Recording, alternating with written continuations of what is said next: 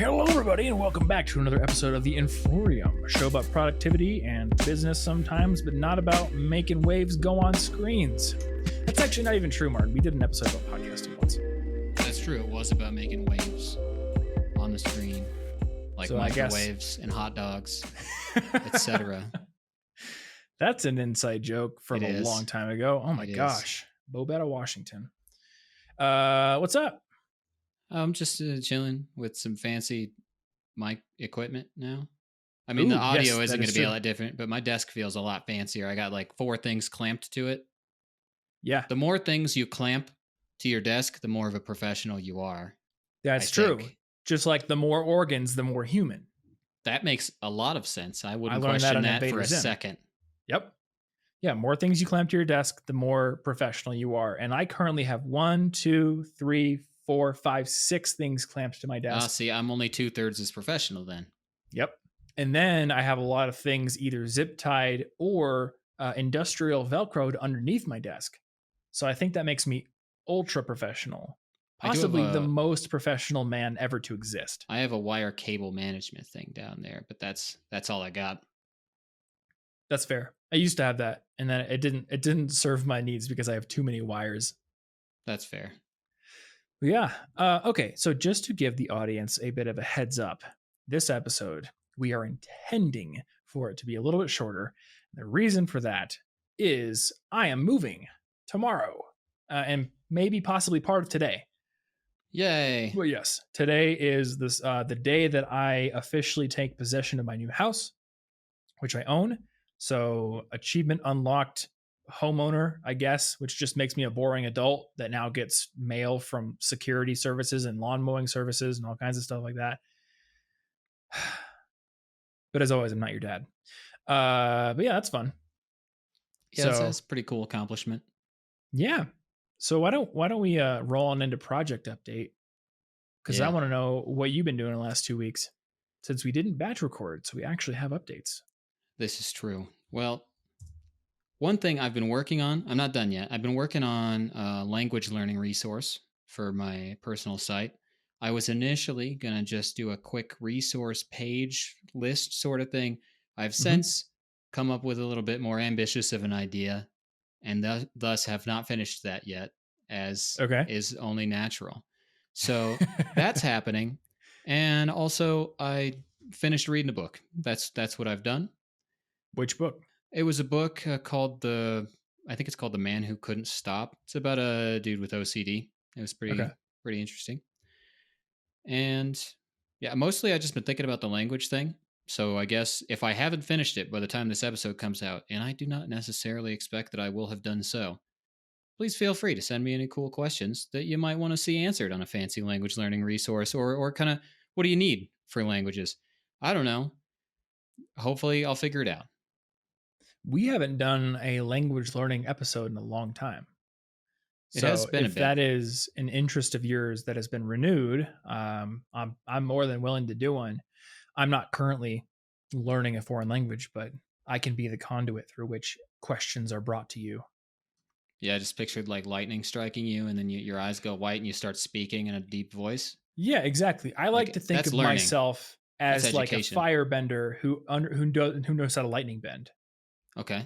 So I will bend the lightning from the cosmos that is Twitter and or the comment section of this podcast, and then I will redirect it through my body, avoiding the heart so I don't die, obviously, to you. And you will be hit by a bolt of insightful questions from our listeners. That's all I've cult members ever wanted. Yeah. Well, we could definitely do that. Hit by knowledge lightning. Are there any details that you are able to share with us about said language learning resource? Well, or is this like under right now, part of the format is a little nebulous at the moment to me. I've had a few different ideas that I'm working out, and I'm at the point where I kind of just need to sit down for like a full straight day and decide which format I want. But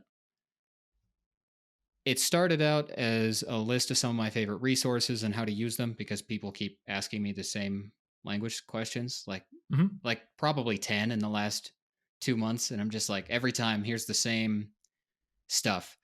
I want it to be sort of you can look at this this set of resources, determine where are you at in your language learning, and then it'll give you a good sort of rundown of what things you can use, some techniques, some pronunciation tips. I'm really hoping to go a little deeper on pronunciation since I'm really Mhm. into the whole phonetics, and I think that that's an important thing to learn. But I want people of several different levels to be able to come to this and be like, this is where I'm at. Oh, I should use this thing, which would be irrelevant to an advanced learner, but is really useful for a beginning learner. Yeah. Just it's more active. Like the blog post that I wrote a long time ago covers a lot of the thoughts, but not all of them. But it's not an action oriented thing. You read it and then you choose what you figure out what to do afterward. I'm Right. hoping for something that takes away some question marks on what your next steps might be. Cool. Well, I will look forward to hearing more project updates about that. Are you thinking that this is something that will be launched by the time we record the next version or the next episode? I That is a big question. I do not know the answer to. I'm hoping at least by the end of the year, but Okay. I've betrayed myself with deadlines before, so As have we all. I was like planning on having my Notion course launched this month, which was just utterly too ambitious. You can't move to a new house and continue to make videos and make a course. yeah, we got a lot of stuff going on. You've got extra stuff going on. hmm It's a little difficult. What are you going to do though? Well, I have some project updates. I've been busy during the last 2 weeks. Part of that has been preparing for the move, but I am doing something that actually kind of fits into today's topic um, of being your own boss.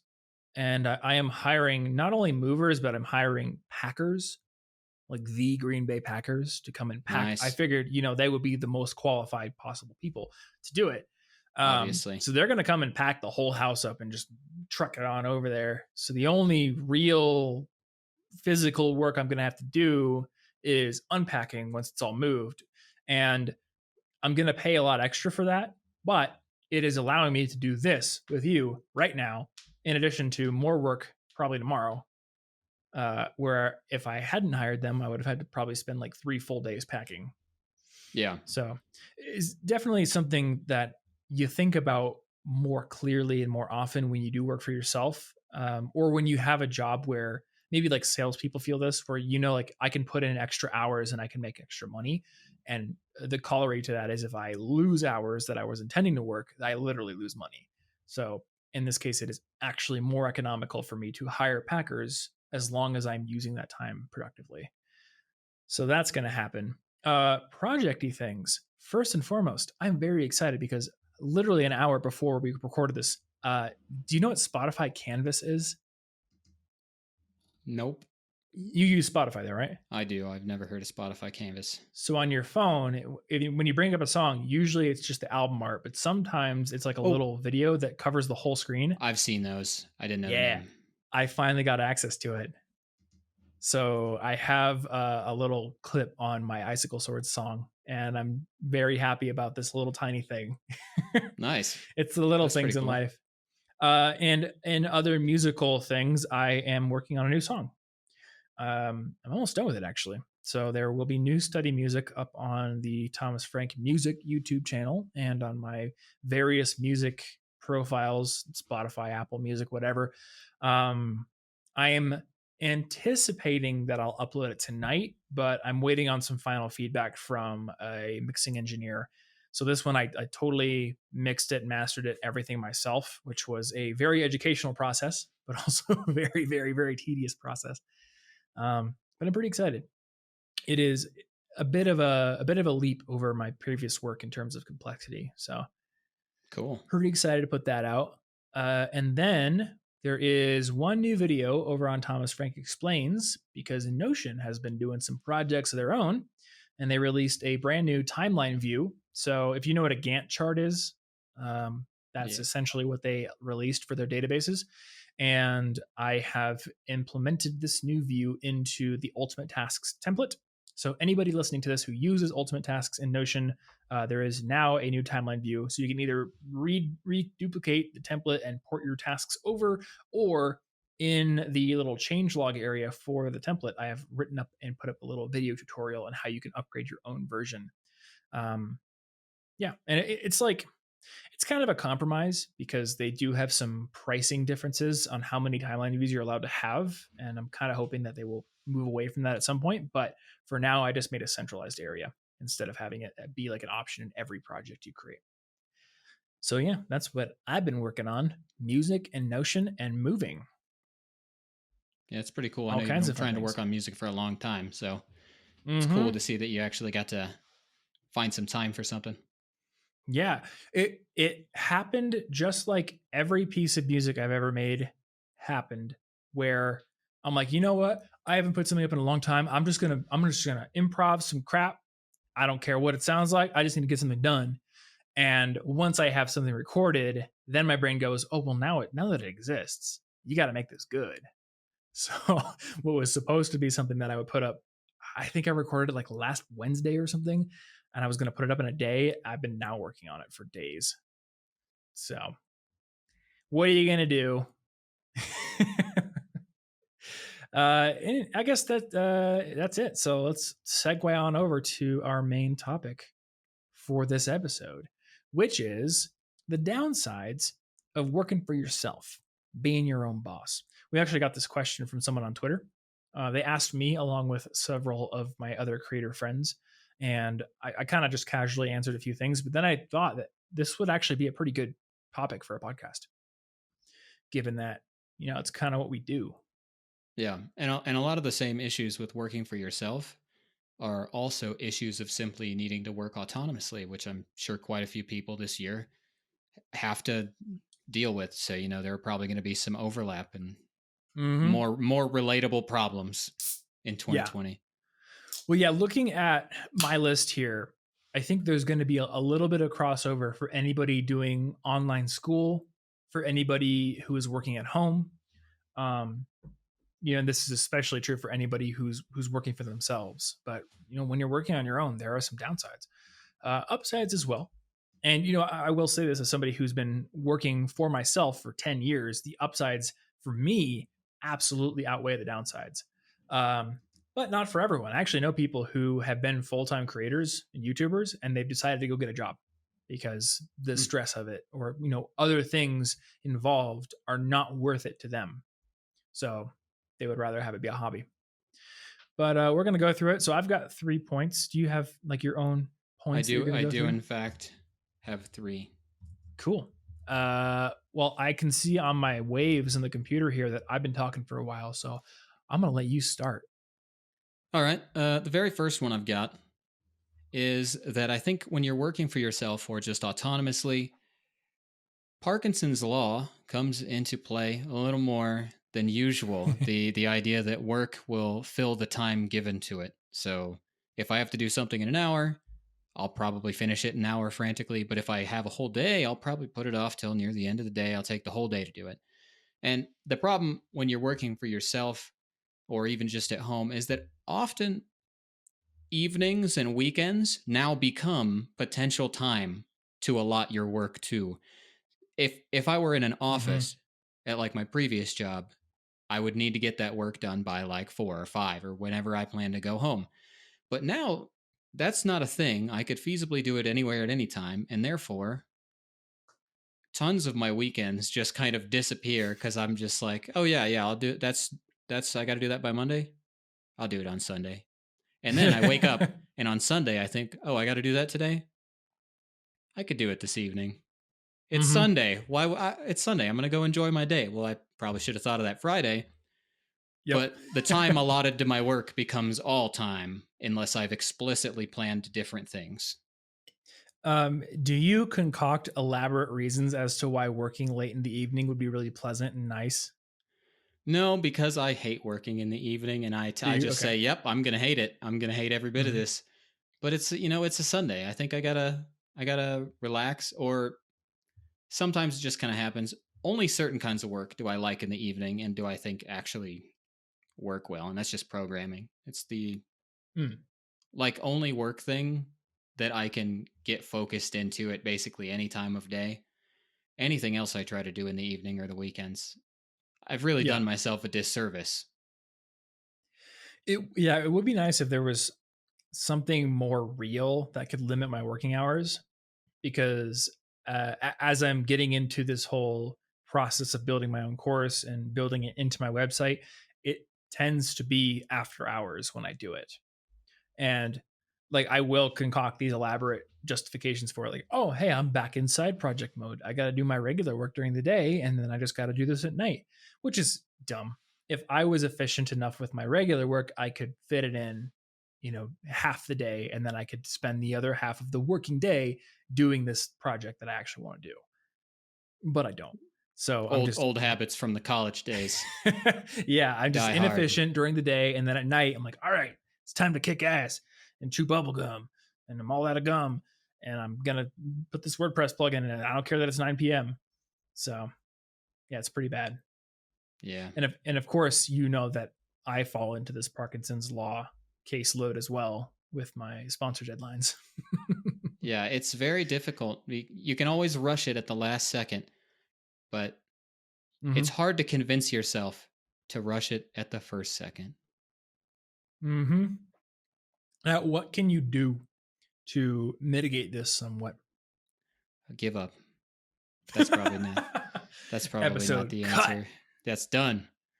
Well, That's so it. I find that the only time that I can help myself with this, I have specifically scheduled something like with friends or with Ashley, something that I need to do that somebody Mm-hmm. else is involved in usually because I'll put off my own solo stuff. But if it's somewhat social, I'll be like, no, I have to be done by 6. We're playing Yeah. Monster Hunter today. So Mm-hmm. therefore, the time allotted to my work has to end at 6. I can no longer give myself the evening thinking, oh, I'll just, I'll play Animal Crossing first and then I could do the work afterward. That doesn't happen if I have a social Yeah. thing I don't want to back out of. Yeah, I think that's the only thing you can do. Like, I would love to say that you can just use self discipline if you build enough and Mm, tell yourself, I'll just shut the computer off at 5 p.m. I got this. Zap Brannigan doesn't fall victim to Pareto principles. That's the wrong Parkinson's law. No, it just doesn't work. So, yeah, I think you're absolutely right. Like, sometimes I will, at the start of the day, talk to Anna and be like, hey, what do you want to do tonight? Do you want to watch a movie or play a game? uh in the olden days we would sometimes plan to go out places. That yep. doesn't exist anymore, but someday it will, and we'll be able to use that again. I think that, yeah, that's the other hard thing is there's really no place that we can go outside of the house, especially now that it's getting cold. Like, Yeah. ski season's starting soon, so we'll be able to do that. But right now it's like, all right, well, you want to go out to eat? You can't. You want to go out to a bookstore? You can't. So it just ends up being like, do you want to play a board game and or a video game and or a movie? Uh, but that's Yeah. better Like than nothing.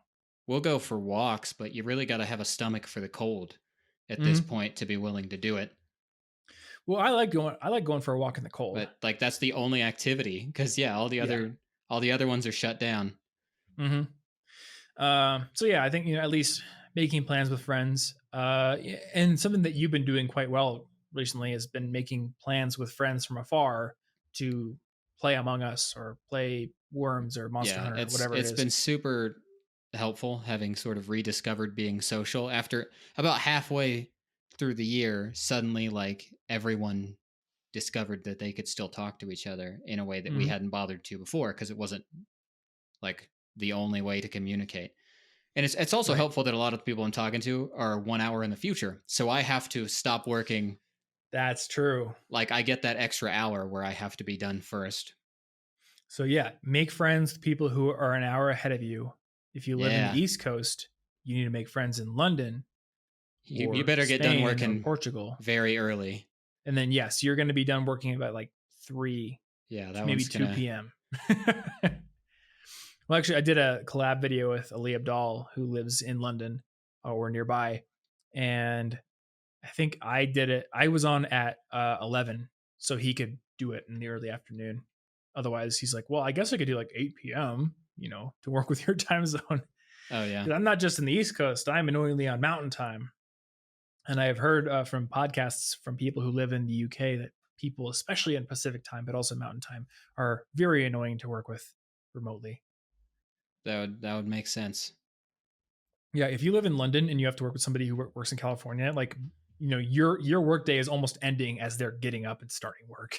That's how it is with my So, Japanese teacher. She lives in Australia.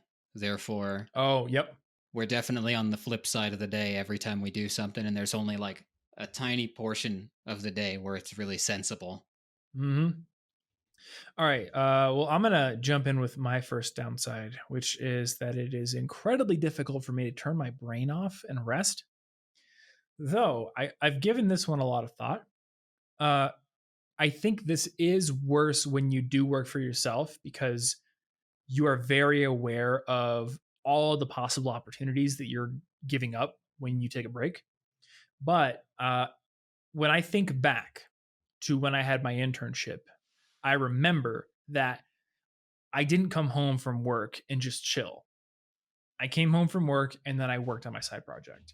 So it was kind of the same problem for me no matter what. I would have the same, and you probably remember this. Even when we were in college, I had my classes, I had my part time jobs on campus, and more often than not, I was just working on College Info Geek during my Yep. off time, Yep. not doing a whole lot of rest and relaxation.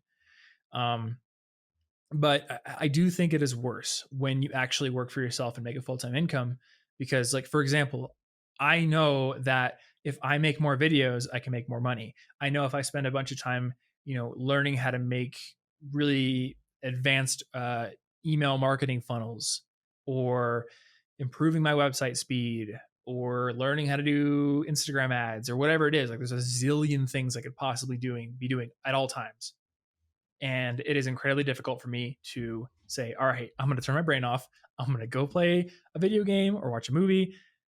It's just very difficult, especially when I'm not burned out. Like it's this weird catch from Mm. two.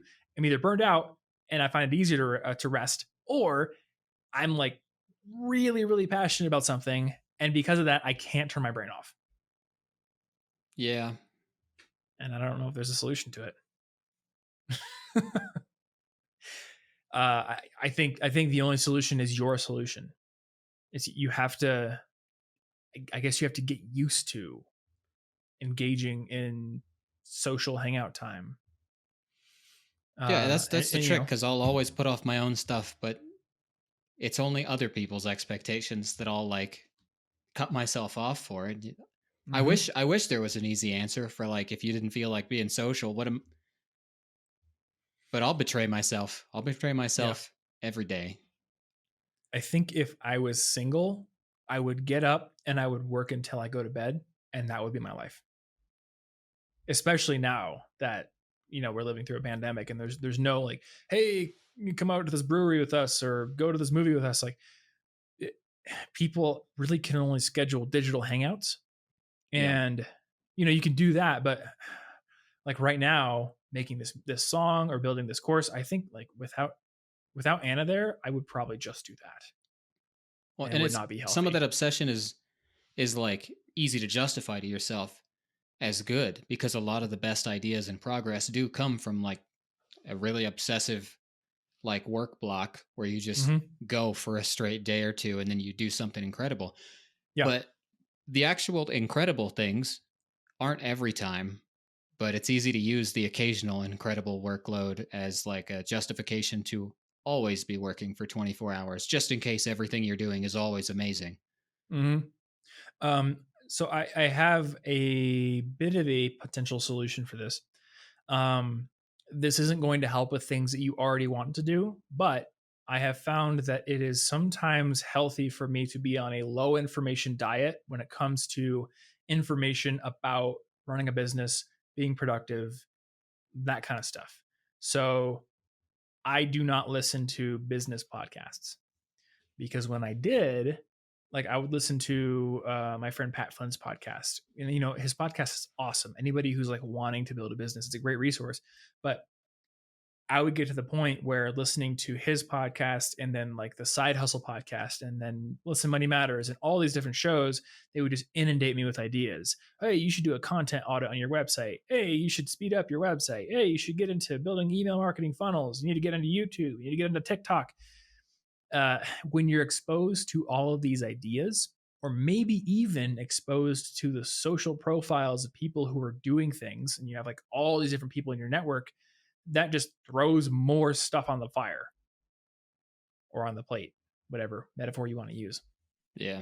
So it may be worth, going on a low information diet for a while, working on the projects you have, but then not just consciously deciding not to let new ideas and shiny objects into your life. So that's that one. Well, hello there. It's time for some advertisements. So, this week's episode of the Inforium is brought to you by friends over at Skillshare. And I am very excited to be doing this week's ad for Skillshare because there's a brand new course, not for myself, but one that I am actually in. So, if you've heard any of the past episodes in the Inforium, you probably know that Skillshare is an online learning library with thousands of courses you can use to boost your skills in a ton of different topical areas, from graphic design to illustration to animation, video editing, even handmade arts and crafts, skills you could use to maybe give somebody a more thoughtful gift this holiday season. Tons of different classes you can use to boost your skill set.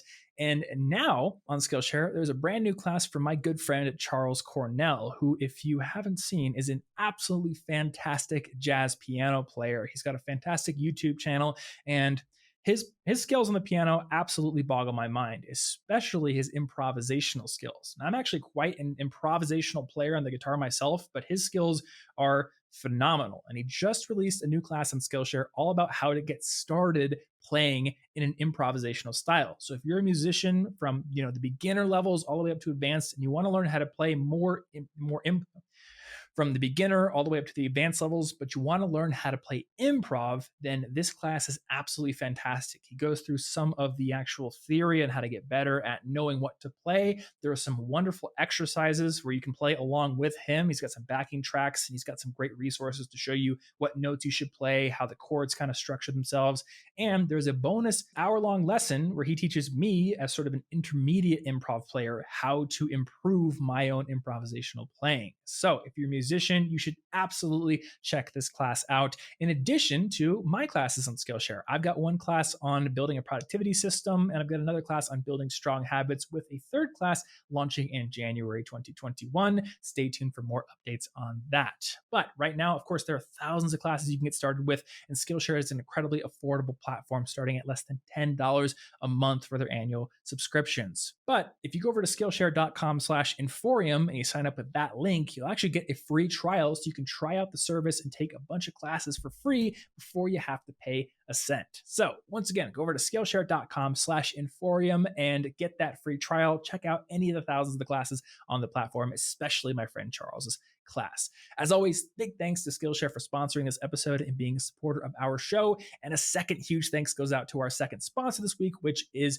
Brilliant. If you're somebody who wants to improve your mastery of math, science, or computer science, or you want to become a more capable problem solver in any area of your life, Brilliant is an excellent resource. They have an in-depth library with more than 60 courses on the basics of math, going all the way up to super advanced calculus and differential equations and probability. They've got science classes ranging from classical mechanics to gravitational physics, and they have computer science courses. There is a Python programming class. There's one on the basics of algorithms, and across all of their classes, you are going to be immediately thrown into challenging yet bite-sized and logically laid out problem sets that get you working with the material immediately. And when you sink your teeth into the material immediately, instead of just passively intaking the material as you would in a lecture, then you remain more interested, but you also make quicker progress. And for this reason, Brilliant is an excellent companion to more traditional educational resources. And if you want to get started, you can go over to brilliant.org/Inforium to sign up. And if you're one of the first 200 people to use that URL and get signed up, you're going to get 20% off their annual premium subscription. So once again, if you want to improve your mastery in these areas, these sort of STEM areas, but also become a better universal problem solver, head on over to brilliant.org/Inforium and sign up. Once again, big thanks to Brilliant for sponsoring this episode, and let's get back into the show. Okay. On to my second one, which could also easily be an extra repercussion to that high information diet there, is wearing too many hats. When you work for yourself or autonomously in any way, often you need to pick up a little bit of like every skill, Yeah. and you're in charge of so many weird random little things, especially if if you're doing a startup, if you're kind of something new. Maybe you don't get to hire somebody to just handle the small things. You need to do all of them in addition to something else. Hmm. And I think the biggest thing that comes from this that seems problematic is it makes it hard to really focus on one thing at a time. Just that sort of obsessive I'm going to finish something big energy is hard to find when because when it happens it's easy to let something small through the cracks. Something small Yeah.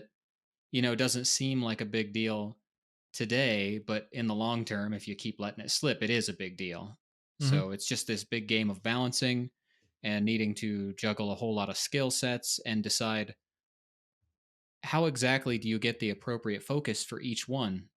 Do you do a little bit of each day? Do you split up your week between them so that you can focus all in on one? What happens if an emergency happens in a different one that's the wrong day and you got to do it now? What happens to today's work? It like gets really confusing to juggle because you don't have somebody just coming to your desk and saying, "Hey, do this today. You're good. Yeah. You did good work." Yeah. I think that is really the problem is in addition to all of the worker hats, you are wearing the manager hat too. Yeah. You're deciding where to direct your resources, which is your time. And that is difficult Well, and because you don't often every know. minute you're doing the manager job, you're not doing one of the other jobs which has more direct output. So Hmm. you could spend all day trying to reschedule your day and now Yep. your day's gone. So good work. A couple of things that help with that: have a defined planning time. It could be the morning before you get your day started. It could be the end of the day when you're doing daily review and you plan your next day. Those can be helpful. And then something that I have had to learn continuously throughout the last decade is you don't always need to DIY everything. There's a term, it's called not invented here syndrome. And this is usually, leveled at companies who feel the need to build some sort of internal tool for everything. But the idea is like, oh, it wasn't invented here. We're not going to use it. We're not going to use WordPress. We're going to build our own custom CMS just because that wasn't invented here. We're going to do it. And if you fall victim to not invented here syndrome for too many things, then you end up wasting a lot of time. But there's also a balance to be struck because I think as an entrepreneur, it is very worth understanding each part of your business to some degree. Like I'm very glad that I took the time to learn how to code a little bit. I'm very glad that I, know how to edit my own videos. But I get a lot of value from, or I guess I get a lot of like satisfaction from having technical knowledge. And I've tried not to overvalue that too much when I give generalized advice because I do look at a lot of other entrepreneurs who never took the time to learn some of those technical skills I have, and they've been just fine. Like to give a specific example, when I was younger, and I think this was right when you had first started working with me to build the first responsive version of CIG. Uh, until that point, I had done all the coding. And I remember kind of scoffing when like Ramit Sethi came out with his very first version of his responsive website because it had tons of bugs and like half the stuff wouldn't actually responsively scale down. And I was like, ha ha ha. I know I hired Martin, but because I understand media queries and stuff, I can help him design it and it's perfect. And that is proof to why every founder should know how to code their own website. Well, I think if we look at the external scorecard elements in terms of business, like Ramit's kind of still done better than I have over the years. So maybe he really didn't need to learn how to code his own website. Yeah, maybe his first responsive website was a little buggy and ours was better, but over time he's fixed that. So I guess the point here is, as a business owner, you have to critically think about for yourself, what should I outsource? And this doesn't necessarily just mean hiring people. It means, what can I outsource to a tool? Uh, like my bookkeeping. I don't have my bookkeeping in Excel. I pay $30 a month to a company called Xero, Xero, and they have software that will automatically pull in my bank statements, and then they will for like repeat transactions from the same vendor, it will remember what it is. So if I have like Amazon transactions, it'll have Amazon pre-filled in there, and it'll have like office expenses pre-filled. Or for Skillshare, like when Skillshare pays me, that line item is already pre-filled with Skillshare teacher earnings. All I got to do is hit okay. That saves me a lot of time. And yep, I'm paying $30 a month for it, but I think I would lose more potential value if I was like sitting in Excel trying to hand write out all these transactions and then reconcile them myself. Yeah. So, yeah, you think about that.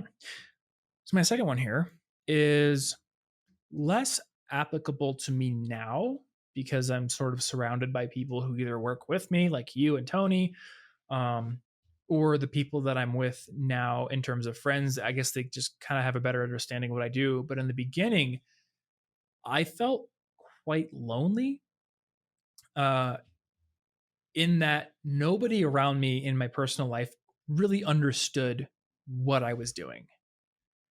Like, I started College of a Geek as a sophomore in college, and none of my friends understood what I was doing. They're like, why are you blogging? The new Call of Duty game is out. You could be playing this game right now. What are you doing? I don't get it." And I'd be excited about, "Oh, hey guys, I just started an email list today. I haven't been doing that for like 2 years. And I'm really excited that I got the forums coded on my website." Like, nobody got it. They just like, "I'm just going to play video games. I got my classes. I'm going to go get a job, whatever." It felt very lonely. And I have this specific memory. There was a blog that I was reading. It was like a how to blog, kind of like Smart Passive Income. It was called Blogushin. And it was kind of cool because the founder at the time was 16 years old, but his content was great and the design was great. So it was kind of cool seeing like a 16-year-old kid be that prolific and talented. And at one point, I saw that he had added a writer to his site, a guy named Derek. And I clicked on Derek's profile out of curiosity, and it said, Iowa State University student. And I'm like, what? So I messaged him on Facebook, and I'm like, dude, you're a blogger too? Like, we both go to the same school. And we started talking, became friends. And that was sort of like the first moment that I met somebody within my geographical area who understood what I was doing and had some of the same interests. Before that, I felt quite isolated. And I think that's something that people who work for themselves, especially when they're getting started and there's not yet like the proof that will show, especially like families sometimes, that it's going to work, it can feel very isolating. Yeah. And you might not even want to reach out to a lot of people doing that same stuff until you've hit a certain point. So Mm-hmm. even if you knew how to get out of isolation, you might keep yourself there anyway. Just a little longer until Yeah. I've hit this number and look cool. Yeah. And I have learned that that is such a limiting belief because if you give into that belief, a lot of times there's no point at which you think you're ready. I remember like I had that belief. Oh, I shouldn't reach out to Steve Cam until I have like 1,000 RSS subscribers, so I look like a legit blogger too. And then I hit 1,000. I'm like, well, I should probably have like 2,000. Like 1,000 is still pretty tiny. You'll constantly just be like, I got to get to the next level, and you get to the next level, and you're like, well, that's not actually that cool. And most people are not going to look at your Twitter following and be like, all right, you have a high enough score for me to talk to you. That's just not. Yeah. That's not how it works. People, they're going to look at other factors. Are we interested in the same things? Do you have something interesting to say?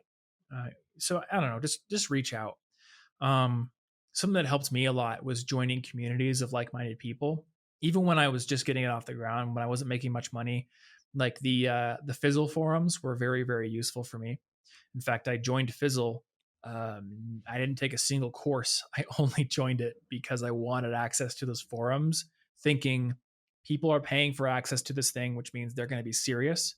And that forum is going to be just a really high quality group of people. And I think that was true. So, not to say you have to seek out paid communities, but at least try to find places where you're going to be surrounded by other people who get what you're doing and who would be good connections. Yeah.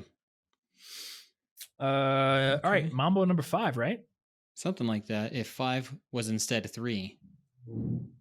Well, And instead of a it's mambo, I'm your going to go with third a one. waltz. It's your third one, but it's the fifth one in general. Whoa. Okay, you're right. It can 3 equals 5. Yeah, That's math. that's quick maths. All right. My third slash the fifth one is it's easy to doubt yourself. I think imposter syndrome in particular Mm, is very easy to acquire in this situation. There isn't generally a power structure telling you that what you're doing is good or good enough. And there are plenty of examples of people doing cool things to compare yourself to. The only thing that there might be a power structure telling you you're good for is the stuff that directly makes money. But the problem, and this is one that I had in my previous job as well, is that some tasks, while incredibly important, don't make money directly. So if you spend a lot of time mm, doing that, like if I spend a lot of time doing some server stuff, yeah. it could be easy to convince myself that that wasn't really like that's not valuable because that protects money. It ensures money. It doesn't directly Hmm. make it. Nobody like pays us to have a fancy server. It's and Maybe that's they sort of a should, long-term thing. Maybe they should, but it dear makes it listener. so that like I can spend a whole day and say, "Wow, nothing I did today was worth doing." Isn't that like the ultimate like downside of working in IT? Yeah, your job Like is you're to largely never, protect things, not to generate income. yeah, you're like managers like, oh, you're not a revenue positive department, and for that reason, you never get funding. It's like, yeah, but I'm the reason you didn't get hacked and have all your money stolen, or in your case, like the reason that you're compliant for GDPR stuff, or that your website is secure, like all these very very important things. So yeah, that's a tough one. What do you do to deal with these impostery feelings? Well, that I don't know. I'm not very good at dealing with the imposter feelings. I'm gonna be honest. I'm pretty bad at that, especially because I like to do so many different things, and therefore I get to feel like an imposter in all of them. Mm-hmm. I would say that the only thing that really helps is being more actively social. The worse I'm being to myself in my head, the worse it is for me to be alone. Essentially, only talking to other people can get me out of that feedback loop within my own thoughts, Hmm. and kind of even if it just distracts me for a little bit, because one of the feeling bad, and this applies to like every kind of feeling bad in my experience, is the feeling does go away eventually, even if it's terrible and even if it takes years. Yeah. Eventually, a bad feeling will go away just because it's not novel anymore. And being distracted is a perfectly valid way to get out of that kind of a thought. And then maybe I'll come back and I'll be excited about my work again, or being social so that I can build up other confidence outside of my work, but that still overall makes it feel like, oh, well, I can't be an imposter. I feel confident for other reasons. So now I feel confident in this situation. Yeah. Just doing the work, if I'm in an imposter syndrome moment, isn't really going to get me out of that thought.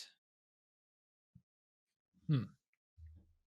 Yeah. So I guess, going out and having social interactions can be very helpful. Something that I do, I find that my feelings of imposter syndrome are almost exclusively generated by comparisons to other people's work that is better than mine.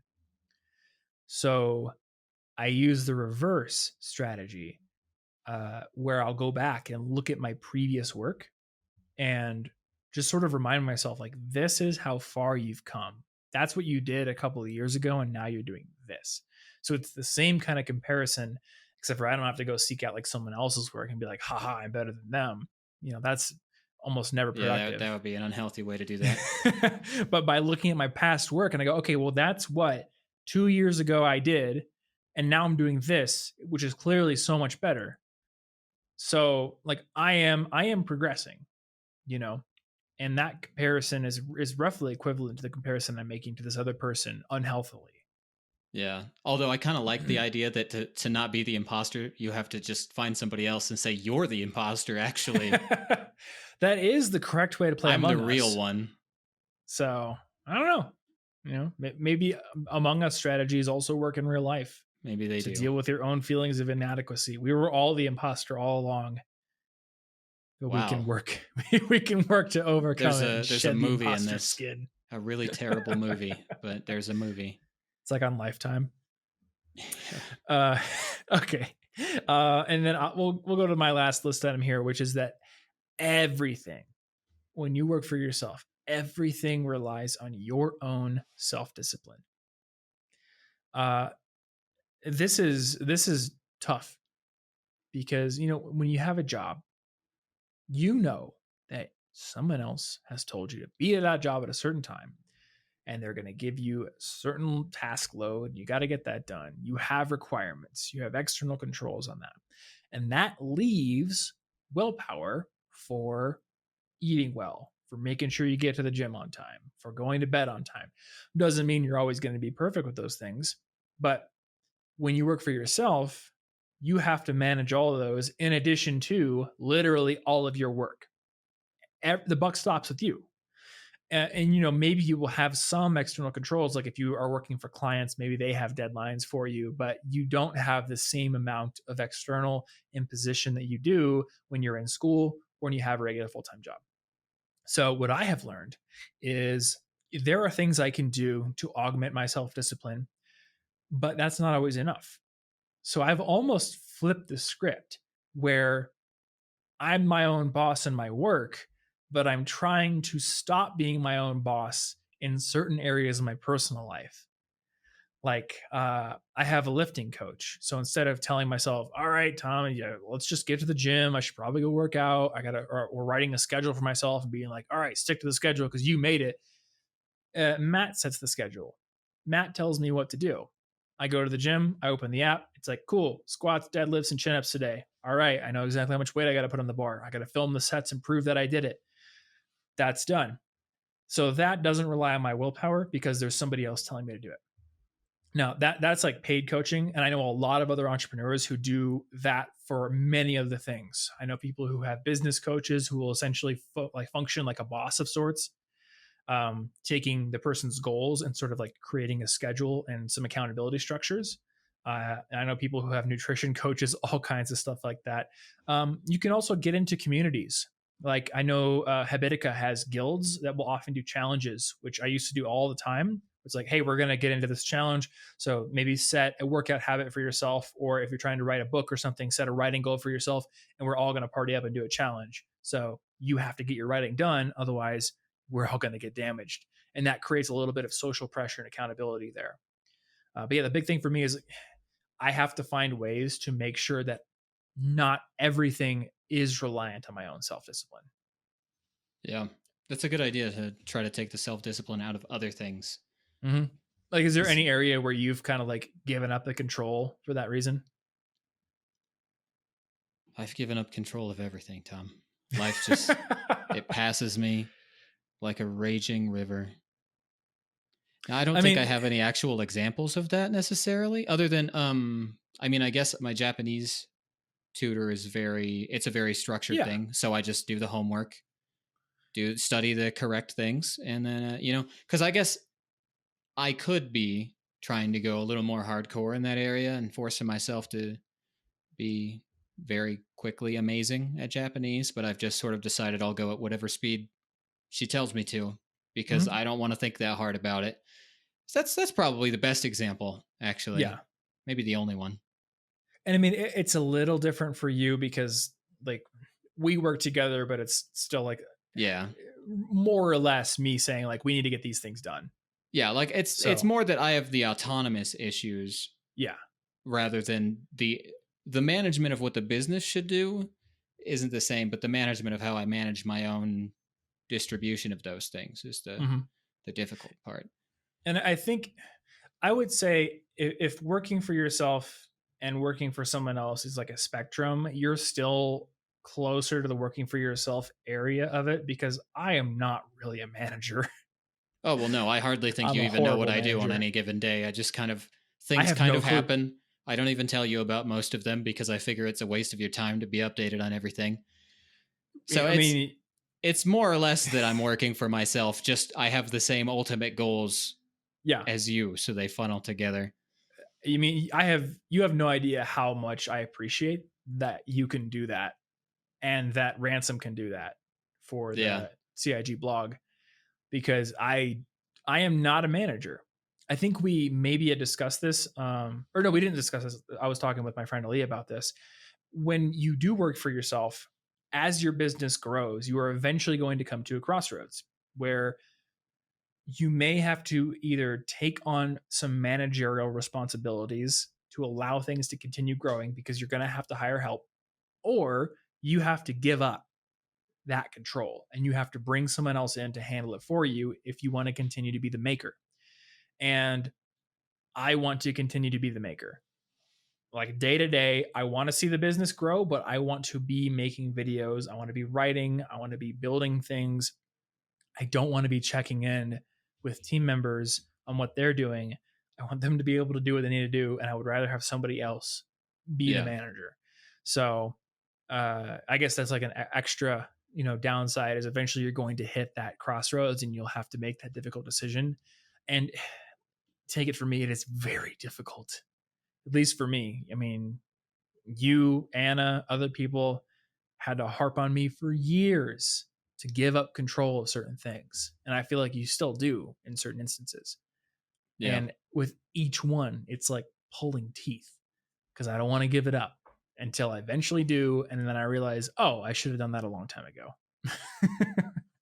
Yeah, it's hard to give up, weirdly enough, extra like responsibility. It feels like I have to make sure this is done. And if somebody else does it and it wasn't done the way I wanted, that's my fault because I didn't do it personally, and therefore I should take it all on myself. And Yeah. it's such an attachment to arbitrary things that's hard to Mm-hmm. let go of, especially when it's your creation.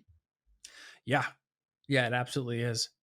But I've learned that, you get to a point where you have to let part of your baby go.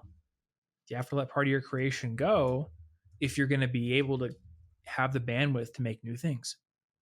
Yeah. If I was still trying to write every article on College Info Geek and do all the maintenance, like there's no way I would even have my YouTube channel, let alone the second No. channel with the Notion stuff, or ever make music or ever make a course. It just wouldn't happen. Yeah, and how would you move? How would you live? How would you eat? It's just too much stuff. you know? Yeah. Or I would be stuck at the same level I was at years ago. And for some people, maybe that's what you want. But if you want to keep growing, if you want, and the big thing, this is the thing that I want. I want to be able to build systems that continue to generate value for people long after I have left the day to day management of them. Only way to do that while retaining my freedom to be a creator is to hand off control to people I trust. So, which that's what I've done. I trust you. I trust Ransom. I trust Tony to edit the videos. I trust Anna to edit the podcast, giving it away. And, sometimes you got to go and check on the work and make sure that it's done well and give feedback and have these kind of feedback loops built in. But at the end of the day, you're still giving up control and putting your trust in other people. Yeah. So, yeah, I think that's the main part. So why don't we move on to cult member questions? We do have Get a couple those of done. those. And then I'll work on, I don't know, I guess move into a house that I own, I suppose. Yeah. Okay, so first one, this is actually kind of a fun question. What's your favorite animated television series? Do you want to do a 3, 2, 1 on it? Like, oh no. Actually, I think it's gonna be a cacophony if we do a 3, 2, 1 on a podcast. I've got. You know what? I didn't pick my first between my top two, so I'm gonna have to figure it out real fast. You know the funny thing? I'm also caught between two. Oh no. Okay, I'll go first if you're caught. And I gotta put a stake in the mud here. I used to say it differently, but I gotta put a stake in the mud. It's Gravity Falls. That's a good choice. I used to say Avatar: Last Airbender was my first, then Gravity Falls. But you know what? When I think about like which of the two will I always want to sit down and watch, always, it's Gravity Falls. Just is. That's fair. But by that crucially, logic, it also has like a really great story that's told. Well, and the location and the design and everything about it is beautiful. But by that logic, if it's which one am I always in the mood for, it's Over the Garden Wall. Avatar is my Yeah. second in that sort of Okay. a ranking. And I love them both so much. It's just one's a stroll, a pleasant stroll that I could always be in the mood for, and one is a journey that means more to me emotionally, but that I'm not always ready to take. But Yeah.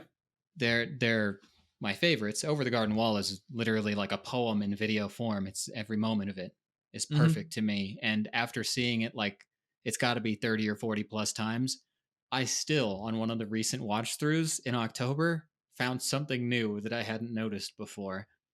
And that's a level Yep. of depth that I don't reach in many pieces of media. That is, yeah, that's a mark of something being really good and really well thought out. I actually noticed this. You've seen Guardians of the Galaxy 2, right? Yeah. So, if anyone hasn't seen this, what I'm about to say is a very, very, very minor spoiler, but I thought it was kind of like rewarding to notice it. And I don't even know if it was planned, it might have been improvised. But there's a scene earlier in the movie where Drax is talking to Quill about his wife, and he's like, the most melodic song could be playing. She wouldn't even move a muscle, wouldn't even tap her foot. He's just like, I never dance. Well, at the end of the movie, there's a song playing, and there's a shot. I think it's of Rocket, but Drax's foot is in the corner, blurred out. Like you almost could miss it. He taps his foot once to the beat. And I'm like, I don't know if he improvised that. Like maybe Dave Bautista improvised that, or maybe it was planned, but I really appreciate that that little thing was there because I've seen the movie 3 times and I had never noticed it before. Yeah, it's I that love it. little stuff that makes it fun to come back. Mm-hmm. And Gravity Falls is just chock full of it. I mean, you could spend like a year learning cryptography so you could decode all the weird coded stuff in there. And then in the second season, to do the ciphers, it's even harder because there's like in every episode there's something super well hidden that is the key to a specific cipher. That's really cool. And it's always like it's some of them are incredibly hard to find. Like you would never find them. um, yeah, and I have the same kind of dichotomy with anime because my I guess my favorite anime is Serial Experiments Lane, but it is so emotionally draining that I've only watched it once. I've been Whereas, recommended that one a lot. I still haven't seen it. I mean, it's fantastic, but it is. Like, when I do I don't want want to to feel say it sad? is. It's not like overtly depressing, but it left me in like a weird existential funk, Yeah, I'm not which maybe usually not. voluntarily getting into those. Yeah, maybe not the greatest idea for you. Whereas Full Metal Alchemist Brotherhood, I could watch that again and again and again. You know, and I think there's something about shows like Over the Garden Wall, FMA Brotherhood, Gravity Falls, where they have a lot of heart.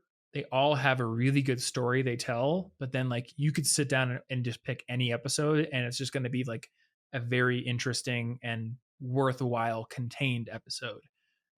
And I would say Avatar actually also fits that mold. Whereas like something like Lane, you don't just pick a random episode and watch an episode of Lane. You watch the whole thing. It is an Mm, anime, but you might as well treat it as a movie, you know. And there's merit to art like that, just different kind of things. yeah. Yeah. All right. Second question: how do you organize and store your physical books? I'm trying. How do I give a more interesting answer than I put them on a bookshelf?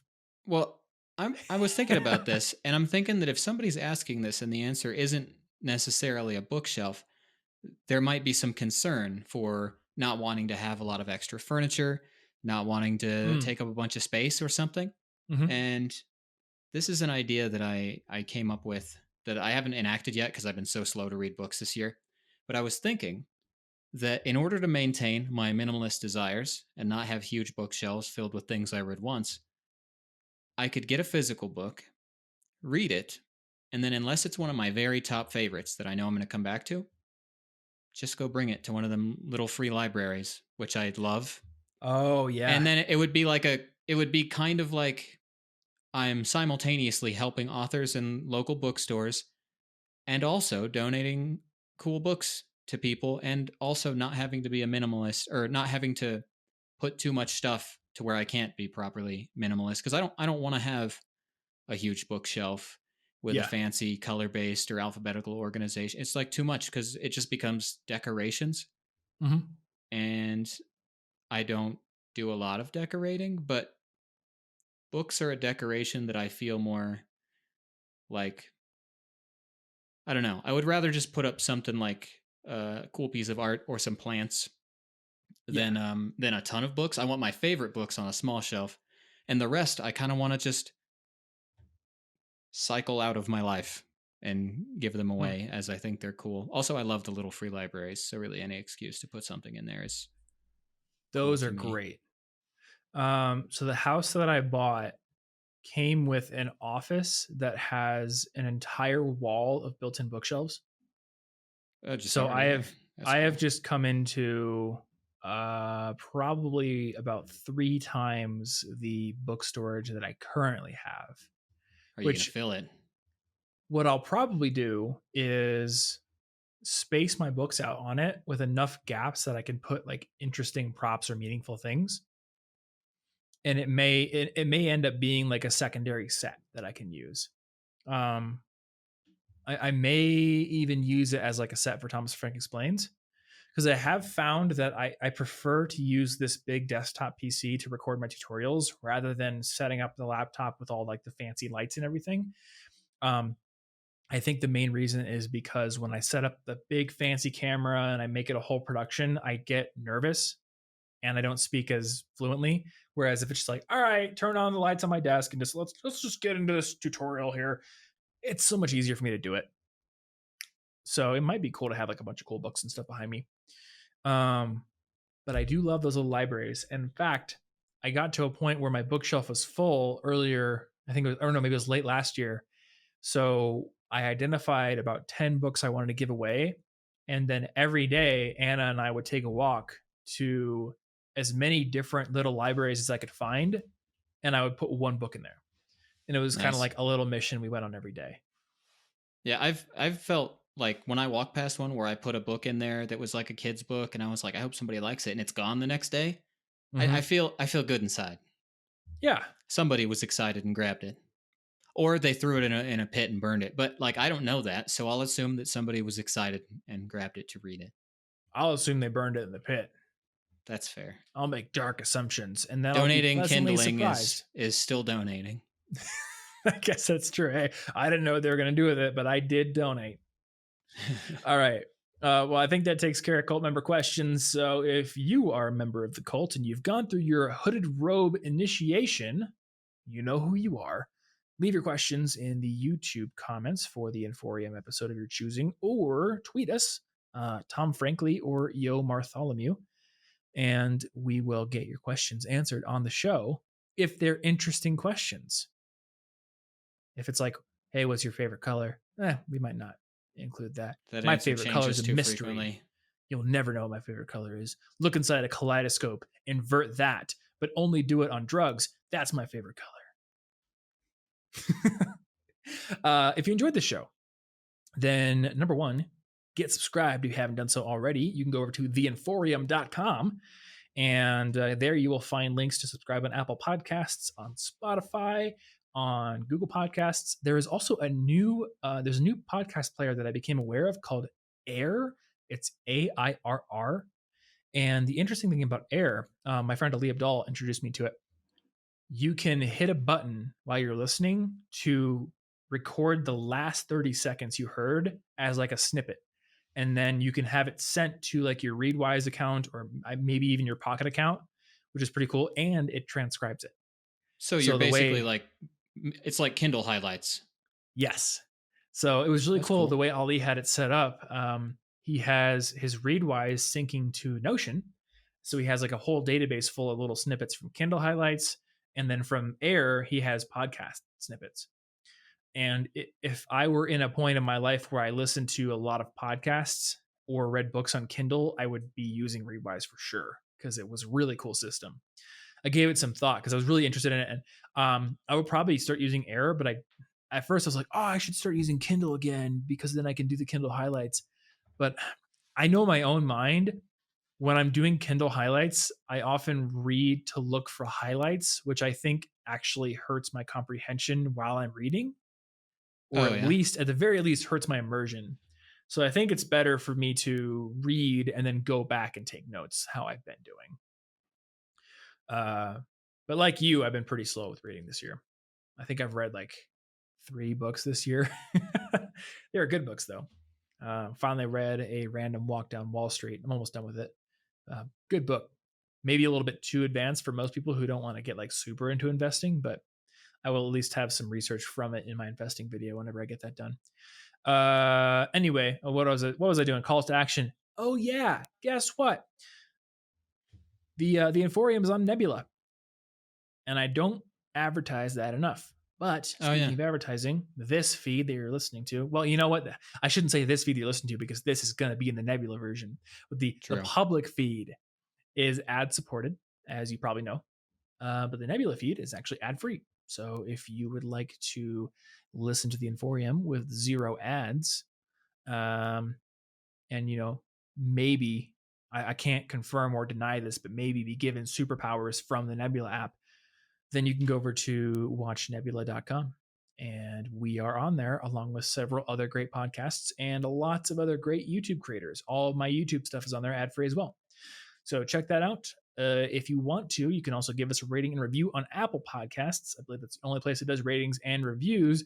And if you listen to us on Spotify, then one thing you may want to do is go over to my Thomas Frank artist profile, because I cannot guarantee that I'll have my new song up by the time this goes out, but I'm hoping that it will be out by the time this goes live. And if not, it will be very shortly after that. It is like nearly done. I'm just having I'm having a mixing engineer take a listen to it just to see if there's any last minute tweaks, and then I'll be uploading it. So that is going to do it for this episode. Thanks as always for hanging out with us. I'm always like looking here when I'm addressing the camera, and I need to stop doing that. Thanks as always for hanging out with us, and we will see you in the next episode. Stay cute.